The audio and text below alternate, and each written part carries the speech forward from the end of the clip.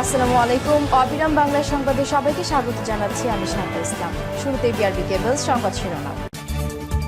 জানিয়ে দেব হাতে পাওয়া সর্বশেষ গুরুত্বপূর্ণ আন্তর্জাতিক সংবাদ। প্রথমে জানিয়ে দেব ইরানের শত্রু এখন যুক্তরাষ্ট্র, রাশিয়ার সঙ্গে সম্পর্ক মজবুত করবে ইরান। এরপর জানিয়ে দেব হিজবুল্লাহর শীর্ষ কমান্ডার ফুয়াদকে হত্যার দাবি ইসরায়েলের।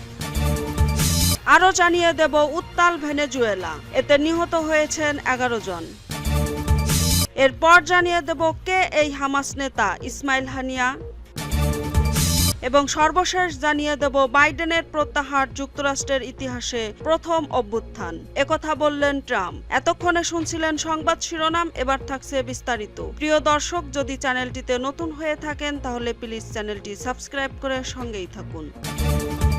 যুক্তরাষ্ট্র শত্রু, রাশিয়ার সঙ্গে সম্পর্ক মজবুত করবে ইরান। ওয়াশিংটন সবসময় ইরান বিরোধী ঔপনিবেশিক নীতি অনুসরণ করেছে, তাই তেহরান মস্কোর মতো কঠিন সময়ে পাওয়া বন্ধুদের সাথে সম্পর্ক জোরদার করবে। ইরানের রাষ্ট্রবিজ্ঞানী অধ্যাপক রুহুল্লাহ মোতাব্বের তাসকে বলেছেন, ইতিহাস জুড়ে মার্কিন যুক্তরাষ্ট্র ও পশ্চিমারা ইরানকে এবং সাধারণভাবে বিশ্বকে উপনিবেশ হিসেবে দেখেছিল। এমনকি যখন ইরান একটি স্বল্প স্থায়ী এবং ব্যর্থ পারমাণবিক চুক্তিতে পরিণত হয়েছিল, তখনও মার্কিন যুক্তরাষ্ট্র এবং ইউরোপ ইরানের অর্থনীতিতে বিনিয়োগ করেনি, কারণ তারা ইরান এবং অন্যদেরকে স্বাধীন ও সমান দেশ হিসেবে বিবেচনা করেন। তাই মার্কিন যুক্তরাষ্ট্রের মিথ্যা প্রতিশ্রুতি বিশ্বাস করা যায় না। ইরানের নতুন প্রেসিডেন্ট মাসুদ পেজেশকিয়ানের অধীনে পশ্চিমাদের সাথে তেহরানের সম্পর্ক উষ্ণ হতে পারে কিনা জানতে চাইলে তিনি বলেন, প্রেসিডেন্ট তার উদ্বোধনী ভাষণে বলেছিলেন তিনি উত্তেজনা কমানোর বিষয়ে পশ্চিমা দেশগুলির সাথে কথা বলতে প্রস্তুত। পেজেশকিয়ানকে প্রেসিডেন্ট হিসেবে নিশ্চিত করার ডিক্রি স্বাক্ষরের অনুষ্ঠানে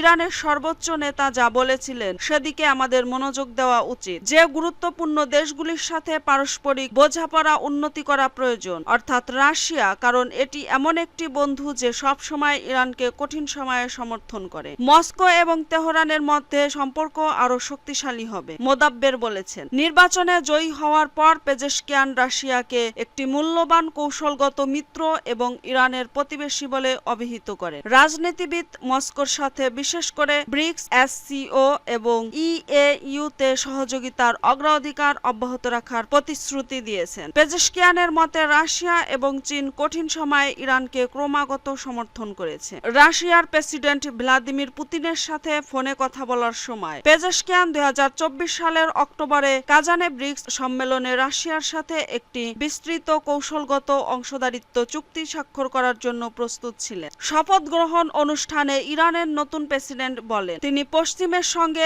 আরো ভালো সম্পর্ক, বিশ্বের সঙ্গে দেশের অর্থনৈতিক সম্পর্ক স্বাভাবিক করতে প্রস্তুত এবং নিষেধাজ্ঞার বিরুদ্ধে লড়াইয়ে থেমে থাকবেন না।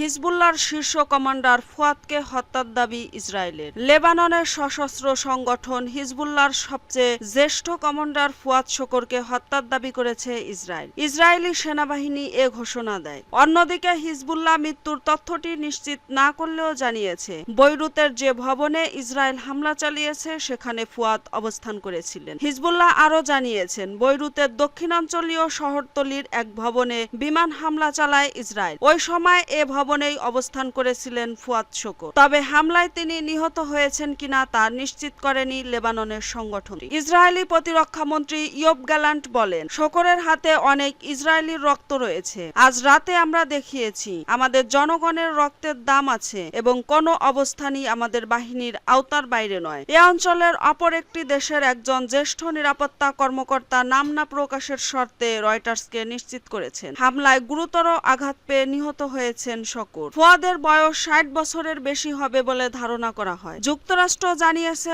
1983 সালে বৈরুতে যুক্তরাষ্ট্রের মেরিন সেনাদের ব্যারাকে বোমা হামলার মূল পরিকল্পনা তিনিই করেছিলেন। ওই ঘটনায় 241 মার্কিন সেনা নিহত হন। তাকে ধরিয়ে দিতে $50 লাখ পুরস্কার ঘোষণা করেছিল যুক্তরাষ্ট্র। হামলায় বহুতল ভবনের উপরের অংশটি ক্ষতির শিকার হয়। এ সময় আশেপাশের কিছু ভবন ও সড়কে ভাঙা পাথর ও অন্যান্য নির্মাণ সামগ্রী ধসে পড়ে। হিজবুল্লাহর নেতা হাসান নাসরুল্লাহর উপদেষ্টা ছিলেন নিহত ফুয়াদ। গাজায় ইসরায়েলি আগ্রাসনের জেরে হিজবুল্লাহ ইসরায়েলের গত 10 মাসের সংঘাত প্রাণে হারিয়েছে অসংখ্য হিজবুল্লাহ সদস্য। তবে নিহতদের মধ্যে সবচেয়ে জ্যেষ্ঠ সামরিক সদস্য ফুয়াদ।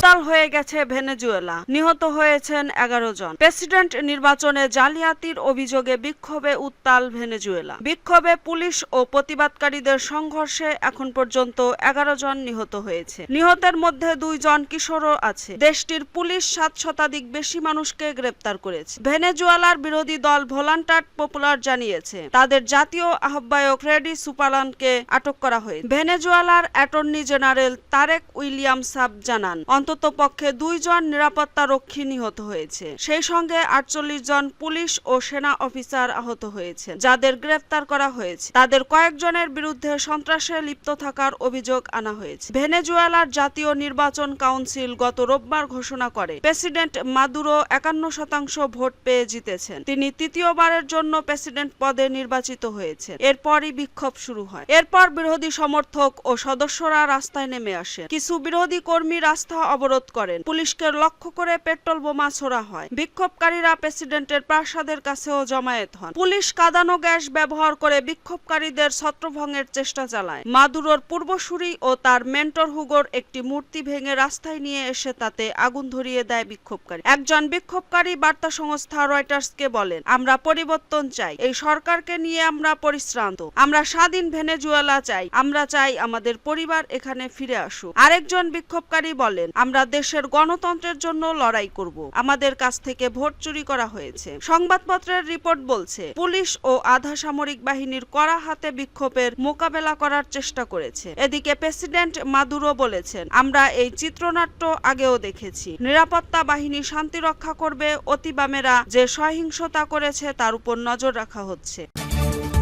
কে এই হামাস নেতা? ইসমাইল হানিয়া। ইরানের ইসরায়েলি হামলায় নিহত ইসমাইল হানিয়া ছিলেন হামাসের রাজনৈতিক শাখার প্রধান। দায়িত্ব পালন করেছিলেন ফিলিস্তিনের প্রধানমন্ত্রী হিসেবেও। ফিলিস্তিনের স্বাধীনতাকামী সংগঠনটির সূচনালয় থেকেই এর সদস্য ছিলেন হানিয়া। হামাস আজ হানিয়ার নিহত হওয়ার খবর নিশ্চিত করেছে। সংগঠনটি এক বিবৃতিতে বলেছে, ইরানের নতুন প্রেসিডেন্টের অভিষেক অনুষ্ঠানে অংশ নেওয়ার পর তেহরানে যে বাড়িতে অবস্থান করেছিলেন সেখানে জায়নবাদীদের হামলায় এই আন্দোলনের প্রধান আমাদের ভাই নেতা মুজাহিদ ইসমাইল হানিয়া নিহত হয়েছে। ইসমাইল হানিয়া 1963 সালে গাজার আল শাতি শরণার্থী শিবিরে জন্মগ্রহণ করেন। তার জন্মের 15 বছর আগে ইসরায়েল রাষ্ট্রের জন্ম হয়। ওই সময় হানিয়ার পরিবার গাজা থেকে কয়েক কিলোমিটার দূরে আশকেলন শহরে পালিয়ে যায়। তরুণ বয়সে গাজা ইসলামিক বিশ্ববিদ্যালয়ে মুসলিম ব্রাদারহুডে ছাত্র শাখার সদস্য ছিলেন ইসমাইল হানিয়া। 1987 সালে হামাসের প্রতিষ্ঠা লগ্নে সংগঠনটিতে যোগ দেন তিনি। ওই সময় ফিলিস্তিনে ইসরায়েলি দখলদারির বিরুদ্ধে ইসলামিক আন্দোলন ইস্তিফাদার প্রধান ধাপ শুরু হয়, যা শেষ হয়েছিল